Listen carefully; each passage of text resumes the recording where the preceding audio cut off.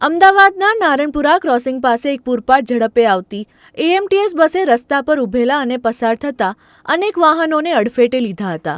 આ અકસ્માતમાં 3 બાઇક સવાર અને એક કાર ચાલકને ગંભીર ઇજાઓ પહોંચી છે. ઘટનાને પગલે સ્થાનિકોમાં ભારે રોષ જોવા મળી રહ્યો છે. નારણપુરા ક્રોસિંગ નજીકથી પસાર થઈ રહેલી એક એએમટીએસ બસના ચાલકે આજે સ્ટીયરિંગ પરથી કાબુ ગુમાવ્યો હતો.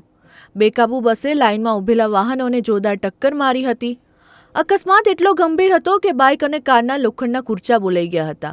સ્થાનિકોએ આક્ષેપ કર્યો છે કે બસનો ડ્રાઈવર દારૂના નશામાં ધૂત હતો અને તેણે બેદરકારીપૂર્વક વાહન હંકારી આ હોનારત સર્જી છે. ઇજાગ્રસ્તોને તાત્કાલિક અસરથી 108 મારફતે સારવાર માટે નજીકની હોસ્પિટલમાં ખસેડવામાં આવ્યા છે.